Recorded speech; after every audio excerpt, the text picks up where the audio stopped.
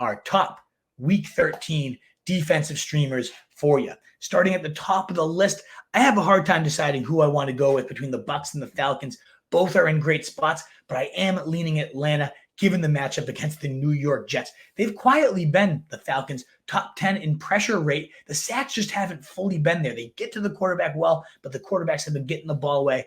But we're now talking about the Jets, the worst line according to Pro Football Focus, protection grade, and really everything here. And it's pretty easy to see with eyeballs how bad they are. Dead last in the AFC in total offensive yards, 30th in the league in scoring. They lead the AFC in fantasy points per game allowed to defenses, and they're rolling out Tim Boyle. How did that first game go? 21 points allowed ultimately to the Miami defense. They scored 21 points, given 7 points only scored by the Jets, 7 sacks. Their point total matched the sack total there. 2 interceptions, 1 TD, that infamous Hail Mary, the 99-yard touchdown return there. They have now, the Jets, given up 17 fantasy points per game to opposing defenses across their last 5 weeks. That is by far the highest mark in the span. So of the terms of what defense could be a bona fide league winner for you this week winner, I really think the Falcons have a good shot. They're coming off a game with a pick 6 of their own. Jesse Bates, an absolute monster.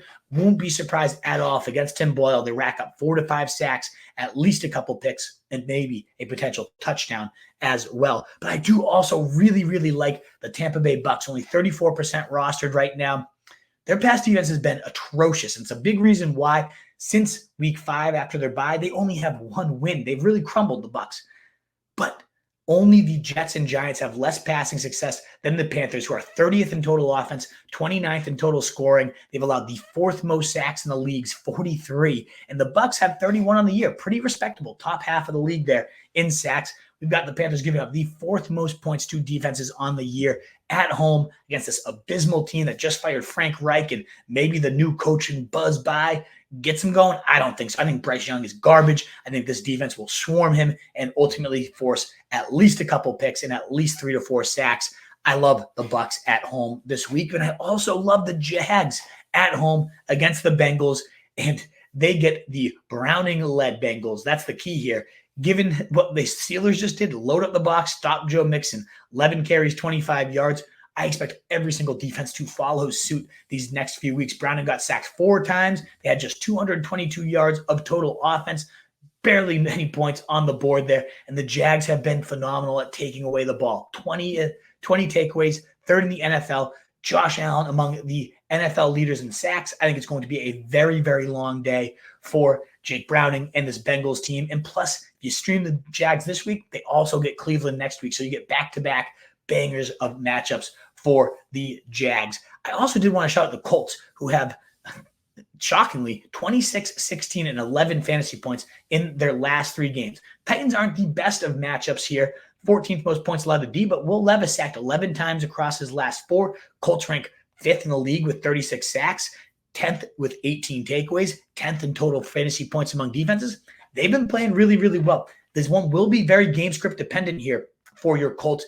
Henry, it's not a great run D. Henry could just steamroll them and then really limit the amount of takeaway opportunities. But if they get in the right script, like we saw with the Bucs, who put up 15 fantasy points against the same exact Titans team, they can get up early, the Colts, and force Will Levis to have to throw. I think the sacks, the turnovers will come in droves. But I did want to also shout out both Los Angeles teams, the Chargers and the Rams. Starting with the Chargers here, they're on the road, but they're getting the Patriots.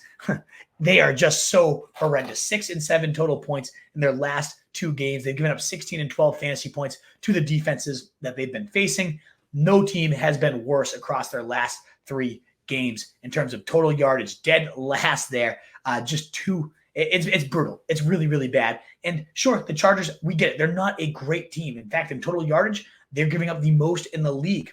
And they have just 2 combined fantasy points across the last 3 games. I get it. Not a phenomenal defense on paper, but we saw them put up 27 fantasy points facing the Jets in week 9.